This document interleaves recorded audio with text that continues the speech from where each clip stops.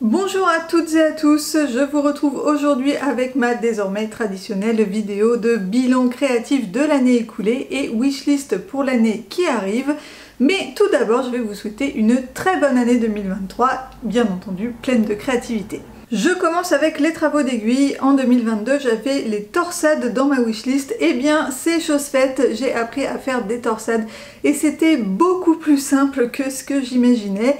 Et j'ai d'ailleurs réalisé un headband à torsade que j'ai beaucoup porté l'hiver dernier. Il tenait bien chaud et donc je compte bien le reporter encore cet hiver. J'avais également sur ma wishlist le kit de moufles que j'avais ramené de Finlande, donc il y a maintenant plusieurs années. Je vous avais dit qu'il me faisait un petit peu peur et en fait il me fait toujours aussi peur, je n'y ai pas du tout touché. Et en plus de ça, c'est vrai que j'ai déjà plusieurs paires de gants, donc bon, je pense que cette année encore, je ne ferai pas mon kit de moufles. Et il y a également les chaussettes qui étaient sur ma wishlist. Là aussi, je ne me suis pas du tout penchée sur la question. Je pense que ça prend un petit peu de temps à apprendre à faire des chaussettes. Et voilà, c'est pas quelque chose que j'ai eu le temps de faire cette année. Mais peut-être que je me lancerai un jour. Par contre, en 2022, j'ai appris à tricoter sans couture avec ce petit kimono pour bébé que je vous avais présenté dans une vidéo à la fin de l'année 2022. Et du coup, j'ai appris à tricoter en rond à 4 aiguilles pour faire les manches.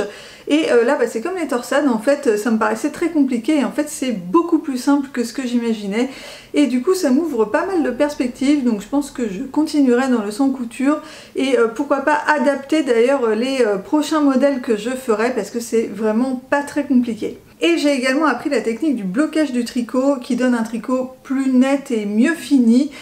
En tout cas, c'est une technique testée, approuvée et adoptée à 100%. L'année dernière, je vous avais aussi parlé d'un stock de pelotes orphelines qu'on m'avait donné et je vous en ai reparlé plusieurs fois au long de l'année puisque j'ai fait plusieurs tutos pour justement écouler ce stock de pelotes orphelines. Et au final, il ne me reste plus qu'une seule pelote qui est complètement entière. Toutes les autres sont entamées plus ou moins selon les pelotes, mais du coup c'est difficile de faire un projet entier avec juste un reste. Mais évidemment, les restes de pelote, ça ne se jette pas, on sait jamais, ça peut servir pour faire un pompon ou une bordure ou une ou deux rayures sur un ouvrage, pourquoi pas. Je suis sûre que vous êtes comme moi et que vous ne jetez pas vos restes de fil. Ensuite, côté crochet, j'ai fait plusieurs amigurumi que je vous ai présentés en vidéo, dont Philibert et Célestine qui restent mes petits chouchous. Par contre, je n'ai pas du tout touché aux livres de Socroche qui sont derrière moi, que je vous avais présenté l'année dernière. Donc ils restent sur ma wishlist parce que c'est vrai que ça a l'air vraiment super sympa.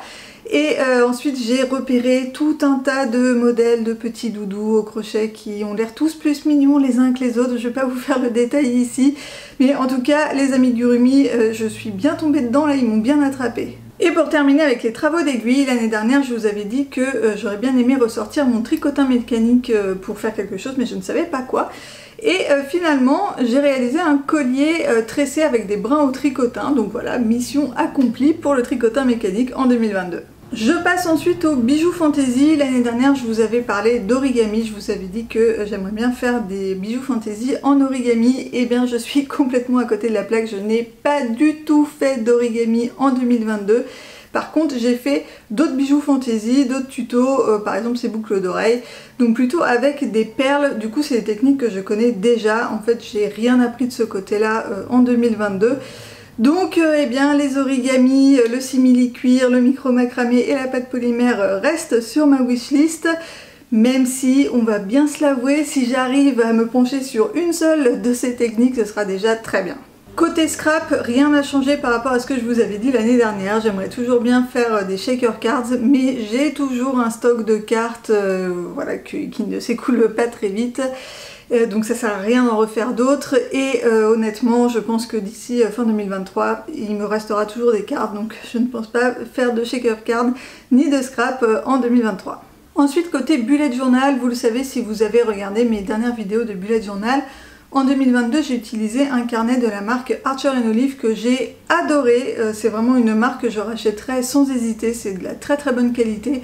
J'aimerais aussi beaucoup tester leur feutre de peinture. Je suis plusieurs chaînes YouTube qui utilisent pas mal de matériel de la marque Archer & Olive. C'est vrai qu'on a envie de tout tester du coup, mais ce sera pour plus tard puisque comme vous le savez, j'essaie d'écouler le matériel que j'ai déjà et donc en 2022 j'avais pour ambition de liquider mon stock de Stabilo Pen 68 mini. Mais je n'ai pas réussi cette mission en 2022 puisqu'il me reste 4 couleurs. Par contre, je ne sais pas si on peut vraiment dire que j'ai progressé en dessin. Il y a eu certains mois où j'avais plus de temps, du coup j'ai passé du temps, je me suis entraînée pour l'illustration de la page de garde et c'est vrai que ces mois-là étaient quand même plus réussis. Par contre, comme je vous l'ai dit dans mes dernières vidéos de bullet journal, je ne referai pas de bullet journal en 2023. Je suis repassée à un petit agenda, tout ce qu'il y a de plus classique, pour une raison très simple, c'est qu'en 2023 je risque d'avoir beaucoup moins de temps et le bullet journal c'est quelque chose qui me prend énormément de temps. C'est les vidéos qui sont les plus longues à réaliser et en plus de ça il faut impérativement qu'elles soient terminées à la fin du mois parce que sinon il n'y a plus aucun intérêt à les poster, donc c'est beaucoup de contraintes. Et du coup j'ai choisi de faire l'impasse sur le bullet journal en 2023 pour me concentrer sur d'autres DIY, notamment le tricot et les bijoux fantasy qui sont les deux catégories que j'aime le plus. Je termine avec les DIY de déco. L'année dernière je vous avais parlé du tuto de Casto pour transformer un vieux téléphone en pot de fleurs. Et je l'ai enfin réalisé cette année, il est juste derrière moi sur mon secrétaire. Alors c'est un DIY qui me faisait un petit peu peur, je pensais que ça allait être un peu compliqué et très long et en fait franchement c'est un jeu d'enfant, ça prend vraiment pas longtemps finalement, le plus long c'est d'attendre que les couches de peinture sèchent et je trouve que le résultat est vraiment super sympa. Je vous avais également parlé d'un bloc d'argile qui sèche à l'air libre que j'avais acheté chez Action et finalement je n'y ai pas du tout touché, mais j'ai fait d'autres DIY de déco qui me trottaient dans la tête depuis un petit moment, par exemple le petit vase qui se trouve derrière moi. Voilà pour le bilan de 2022 et ma wishlist pour 2023. Donc évidemment, comme chaque année, je ne vais pas faire le quart de ce qu'il y a sur cette wishlist. À côté de ça, je vais sûrement faire d'autres choses qui ne sont pas sur la wishlist auxquelles je n'ai pas du tout pensé. Et en plus de ça, comme je vous disais un peu plus tôt dans cette vidéo, je risque d'avoir beaucoup moins de temps en 2023. Donc il est fort possible que je ne sorte pas une vidéo par semaine, voire qu'il y ait carrément des trous en fait, qu'il n'y ait pas de vidéo pendant plusieurs semaines d'affilée. Voilà, j'espère que cette vidéo vous a plu et vous aura donné des idées de projets, pourquoi pas. Si c'est le cas, n'oubliez pas de me laisser un petit pouce en l'air et n'hésitez pas également à aller faire un tour sur ma chaîne et à vous abonner si jamais les vidéos vous plaisent et que vous voulez voir ce que je vais réellement faire en 2023. Et n'hésitez pas aussi à me laisser un petit commentaire pour me dire quels sont vos projets créatifs pour 2023. Ça peut me donner des idées à rajouter sur ma wishlist. Voilà, c'est tout pour moi pour aujourd'hui. Je vous dis à très vite dans une prochaine vidéo. Bye bye!